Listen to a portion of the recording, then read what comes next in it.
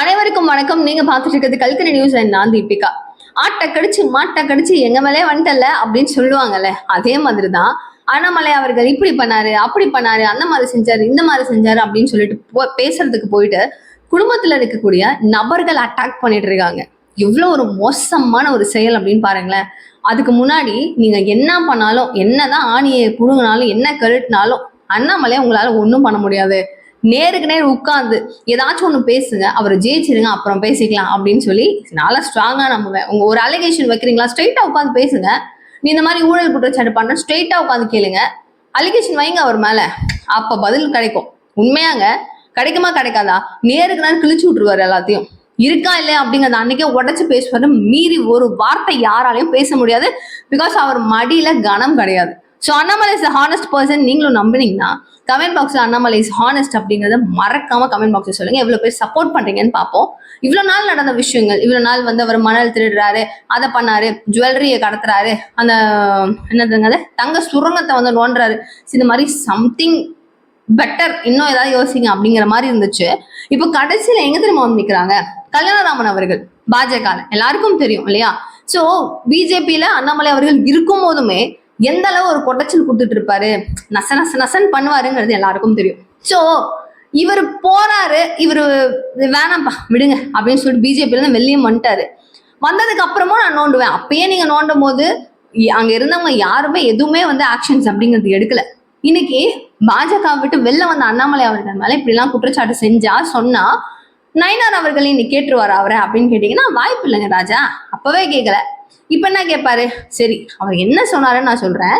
அவர் வந்து நிறைய அண்ணாமலை அவர்களை பத்தி நான் காண்டுல என்ன சொல்லிட்டு இருக்காரு, விட்டா தான் அரசியலில் முன்னேறணும் அப்படின்னா நான் சொல்லக்கூடாது இல்ல, பட் என்ன பண்றது, நீங்க எப்படிலாம் இருக்கிறாங்கன்னு உங்களுக்கு தெரிஞ்சுக்கணும். பொண்டாட்டியை கூட வித்து விடுவான் அப்படின்னு சொல்லிட்டு அண்ணாமலை அவர்கள் விமர்சனம் செய்யறாரு. ரொம்ப கேவலமா இருக்கு, ரொம்ப ரொம்ப ரொம்ப கேவலமா இருக்கு. பெண்களை மதிக்கக்கூடிய ஒரு சமுதாயம் அப்படின்னு சொல்லும் போது ராசா இருக்கிறார்ல திமுகல, அவர் இப்படிதானங்க திருமாவளவன் அவர்கள் இங்க ஒரு செடி நம்ம நட்டு அப்படி போய் பக்கத்து வீட்டுல எவ்வளவு ஒரு மாதிரி பேசியிருந்தாரா இல்லையா? நல்லா இருந்ததா கேட்கறதுக்கு? கேவலமா இருந்துச்சு. இது எப்படி இருக்கு? மோடியினுடைய குடும்பம் அப்படின்னு சொல்லிட்டு பெருசா போட்டுக்கிறீங்க. ஐயா அவர்கள் கூட நீங்க உங்களை கம்பேர் பண்ணிக்கிட்டீங்கன்னா நல்லா இருக்குதா? தெய்வமே, எங்க இருந்து வரீங்க நீங்களா? நம்ம ஒரு பர்சன் முன்னேறதோ இல்ல அவங்க செய்யற ஒரு பாத்தோ இல்ல அவங்க எடுக்கிற முடிவுகளோ அவங்களுடைய கர்மா. அது அவங்க நல்லபடியா செய்யறாங்க அப்படின்னா நல்லபடியா போறாங்க, நல்லா இல்ல அப்படின்னா அவங்களதுங்க, அவங்க பார்த்துப்பாங்க. ஒரு எனக்கு பிடிக்குதுன்னு ஒரு பக்கம் போறாங்க ஒரு லட்சிய பாதையை நோக்கினா தே வில் ஹேண்டில் எவ்ரிதிங். உங்ககிட்ட ₹1 கூட ₹2 கூட யாரும் போய் நிக்கல. விமர்சனம் செய்றீங்களா, அந்த தனிநபரை செய்றீங்களா, அவர் பண்றது பிடிக்கல, அவரை திட்டுங்க. உங்களுக்கு அவர் மேல நிறைய இருக்கா, ஏதோ ஒரு காண்டே இருக்கா, பேசுங்க. குடும்பத்தை எடுத்து பேசுறதுக்கும் மனைவி எடுத்து பேசுறதுக்கும் உங்களுக்கு என்ன யாருங்க ரைட்ஸ் கொடுத்தது கேக்குறேன். தமிழிசை சவுந்தரராஜன் அவர்களை ஒரு மாதிரி பாடி ஷேமிங் பண்றாங்க, அதிகமா பேசுறாங்க, வீதலிடஸ் இயக்கத்தை சார்ந்த உறுப்பினர்கள் கேவலமா பேசுறாங்க, கொச்சையா பேசுறாங்க, அவங்க பேசுறது சரியில்லை அப்படின்னு சொல்லிட்டு அங்க லீகல் டீம் ஒரு ஆக்ஷன் எடுப்போம் அப்படின்னு சொல்லி ஒரு நபரை அரெஸ்ட் பண்ணீங்க இல்லையா? அப்போ தாங்கள் செய்வது என்ன, செய்து கொண்டிருப்பது என்ன? கேள்விகள் வருமா வராதா? மோசத்தின் உச்சமாக இருக்கும் இந்த விஷயத்த எல்லாரும் மாணவரியா பேசிட்டு இருக்காங்க. தயவு செஞ்சு முடிச்சு போடுங்க ஐயோ அப்படின்னு சொல்லி இது சொல்லணும்னு நினைச்சேன்.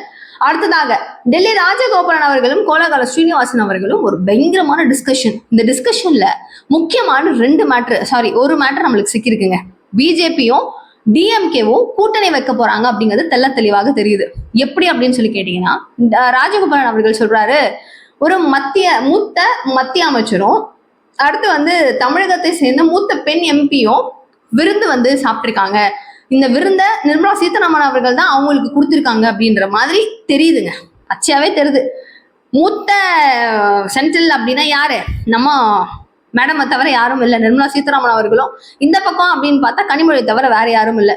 ஸோ இவர்கள் 2 பேரும் சேர்ந்து 3 மணி நேரத்து வரைக்குமா ஆலோசனை, எப்படி நம்ம பேசலாம், சனாதன தர்மம் ஒழிப்போம், கொசு போல் ஒழிப்போம் அப்படின்னு சொல்லிட்டுலாம் அவங்க அண்ணன் மகன் சொல்லியிருந்தார். அதை வந்து மக்கள் இப்ப ஏன் அப்படிலாம் பேசுறது, இப்ப கூட்டணி வச்சுட்டீங்க அப்படின்னு கேட்டா நம்ம எப்படி அதை டேக்கிள் பண்ணது, எப்படிலாம் பதில் சொல்ல முடியும், இதை எப்படி சமாளிக்க முடியும், மக்கள் எப்படி இதை எடுத்துப்பாங்க? இந்த மாதிரி மீட்டிங் போல ஆலோசனை கூட்டம் ரொம்ப நேரம் போச்சு அப்படின்னு சொல்றாரு. இவர் எப்பயுமே ஒரு மாதிரிதான் சொல்லுவாரு. ஆனா இதை எப்படி எடுத்துக்கிறதுன்னு தெரியல. ஸோ கிட்டத்தட்ட இவங்களுடைய கூட்டணி அப்படிங்கிறது கன்ஃபார்ம் ஆகும் அப்படின்னு தான் தெரியுது. ஏன்னா நயினார் நாகேந்திரன் அவர்கள்கிட்டயும் இந்த கேள்வி போகுது, ஏங்க இந்த மாதிரி என்னங்க இப்படி கூட்டணியாமே அப்படின்னு சொல்லிட்டு. உண்மையான ஒரு லாயலான ஒரு பர்சனாக இருக்கக்கூடிய பட்சத்தை அவர் என்ன சொல்லியிருக்கணும், ஏங்க சனாதனத்தெல்லாம் ஒழிப்போம், கொசு மருந்தெல்லாம் வச்சு அடிப்போம்னு சொன்ன உதயநிதி அவர்கள் இருக்கும் போதும் வேற மாதிரிங்க வெக்கமா பேசினேன் ஸ்டாலின் அவர்கள் இருக்கும்போது அந்த கூட்டணிக்குள்ள நாங்க எப்படிங்க காலை வைப்போம்னு சொல்லியிருக்கணும். நெவர் அப்படின்னா நான் சொல்ல மாட்டேன். அவர் அப்படி சொல்ல, வெயிட் பண்ணுங்க, எலெக்ஷனுக்கு இன்னும் டைம் இருக்கு, அந்த டைம்ல நாங்க முடிவை அறிவிப்போம் அப்படிங்கிறாங்க. அப்போ நமக்கு ஆசை என்னவாக இருக்கு, கூட்டணியில தான் போகணும்னு இருக்கு. ஸோ இவங்களோட அந்த இதெல்லாம் கூட்டி கழிச்சு அப்படி இப்படின்னு பிளஸ் மைனஸ்லாம் பண்ணி பார்க்கும்போது அனிதா ராதாகிருஷ்ணன் அவர்கள் சொல்றாரு, ஸ்டாலின் அவர்கள் 6 மாதத்துல திரும்பவும் ஆட்சியை பிடிப்பாரு கன்ஃபார்மா, கட்சியை பார்த்துக்கிறது உதயநிதி ஸ்டாலின் அவர்களாக தான் இருக்க போகுது அப்படின்னு. இது நடா புதுசா இருக்குது அப்படின்னு சொல்லி பார்க்கும்போது திருச்சி சிவா அவர்கள் அமைச்சரவையில டெல்லியில உட்கார போறாரு அப்படின்னு. எப்படிங்க, கனவுலையா நிஜத்துலையா, என்னதாங்க நீங்க பிளான் போடுறீங்க, ஒண்ணுமே புரியலையே பாஸ் எங்களுக்கு அப்படிங்கிற மாதிரி இருக்கு. சரி இவங்க என்ன பண்றாங்க, என்ன செய்யறாங்க, என்னடா பண்றாங்க அப்படிங்கிறது சுத்தமா புரியலங்க. ஆனா என்ன பண்ணாலும் ஆட்சியை கவிழ்க்க முடியுமா அப்படின்னு கேட்டீங்கன்னா மக்கள் எப்படி அக்செப்ட் பண்ணுவாங்க, மக்களால் தேர்ந்தெடுக்கப்பட்ட ஒரு கட்சியாக இருக்கும் பட்சத்துல எப்படி விடுவாங்க, எப்படிங்க நடக்குது அப்படிங்கறதுதான் ஒரு கேள்வி. பட் இவங்க பாட்டுக்கும் பேசுறது, இஷ்டத்துக்கும் பேசுறது. அடுத்ததா விகடன் சைட்ல இருந்து ஒரு ஆர்டிக்கல் ஒன்று ரிலீஸ் பண்றாங்க. இந்த ஆர்டிக்கல் பேசும் பொருளாக மாறி இருக்கு அப்படின்னு சொல்லலாம். சோ இது என்ன சொல்றாங்க தெரியுமா, அண்ணாமலை அவர்கள் ஒரு தனி கட்சி ஆரம்பிச்சிருக்காரு, இது திமுகவிற்கு ஒரு பெரிய பதட்டத்தை ஏற்படுத்தியிருக்கு அப்படின்னு சொல்லிட்டு அந்த அவங்க வந்து ஒரு ஆர்டிக்கல் ரிலீஸ் பண்ணியிருக்கிறாங்க. ஜூனியர் விகடன் கழுகு அப்படின்னு சொல்லிட்டு. இது அது புதுசா இருக்கு அப்படின்னு யாரும் பார்க்கல. ஏன்னா எல்லாருக்கும் தெரியும் ஏன் எதுக்காக இந்த பதட்டம். அவங்களே வந்து பிரீஃபா எக்ஸ்பிளைன் பண்ணிருக்கிறது என்ன தெரியுமா, ஆளும் கட்சியாக திமுக இருக்கும்போது எதிர்கட்சியாக அதிமுக இருந்துச்சு. அதிமுகவினுடைய தலைவரா யார் இருந்தா, எடப்பாடி பழனிசாமி ஐயா அவர்கள் இருந்தாரு. ஆனா கேட்க வேண்டிய கேள்விகளை தெளிவா பதட்டம் இல்லாம பக்கவா கேட்டாரா அப்படின்னு கேட்டீங்கன்னா 0 தாங்க. எஸ் ஆமா, கடைசியாக அவர் உழைச்சாருல அந்த பெர்சன்டேஜ் ஆஃப் ஒர்க்ஸை அவர் அப்போல இருந்தே பொட்டன்ஷியலா திமுகவை நோக்கி கேள்விகள் அப்படிங்கறது எழுப்பியிருந்தாருன்னா இவ்வளவு அளவுக்கு ஒரு தோல்வி அப்படிங்கறது அவருக்கு வந்திருக்காது. நிதர்சனமான உண்மை இது, எல்லாம் யோசிச்சு பாருங்க. நிறைய கேள்விகளை ஒரு எதிர்கட்சி தலைவராக நின்று அடிச்சு பயமுறுத்தி கேட்டது யாருன்னு நினைக்கிறீங்க? அண்ணாமலை அவர்கள் தான். டிஎம்கே ஃபைல் 1 ஃபைல் 2 அப்படின்னு திமுக நொறுக்குனாரு சுக்குநூறா. ஒரு அமைச்சர்களும் அவர் என்ன பேசினாலும் பதில் பேசுறதுக்கு தயங்கினாங்க. ஏன்? Because he knows everything. Annamalai கிட்ட முறைச்சிக்க கூடாது, வேணாம், அவருக்கு எல்லாம் தெரியும், பாயிண்ட் வச்சு அடிப்பாரு, வேணாம் அப்படின்னு. உதயநிதி ஸ்டாலின் அவர்கள் கிட்ட எல்லாம் அண்ணாமலை அப்படின்னு சொன்னா போதும் அப்படின்னு சொல்லிட்டு ஓடிடுவாரு.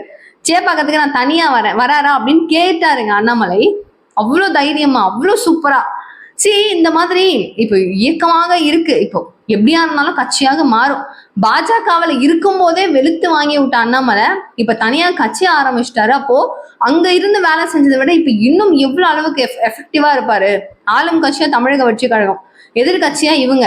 சோ ஏற்கனவே தமிழக வெற்றி கழகத்தை பத்தி தான் அதிகமா பேசுறாங்க, அண்ணாமலை அவர்களுடைய கட்சியை பத்தி தான் பேசுறாங்க. சோ ஒரு கட்சியை ஆரம்பிச்சு எலெக்ஷன்ல நிக்க போறாருன்னா இவங்க 2 பேரும் மாஸ் ஆயிருவாங்களே, நம்ம அப்படியே பூஸ் ஆயிருவோமே, என்னடா பண்றது அப்படின்னு சொல்லிட்டு பயங்கரமான ஒரு பதட்டத்துல திமுக உச்சக்கட்ட பதட்டத்துல இருக்காங்களாமா. கேட்க ஜாலியா தான் இருக்கு, என்ன நடக்கும் அப்படிங்கிறது பொறுத்து இருந்து பார்ப்போம். ஸோ நீங்களும் 2031 தேர்தலில் இவங்க வருவாங்க அவங்க வருவாங்கன்னு 1008 இருக்கட்டும், பட் இவங்க தான் வருவாங்கன்னு உங்களோட மைண்ட் யாரை சொல்லுதுன்றத மறக்காம கீழே கமெண்ட் பாக்ஸில் சொல்லுங்க. தேங்க்யூ ஸோ மச் ஃபார் வாட்சிங் திஸ் வீடியோ. பாய்.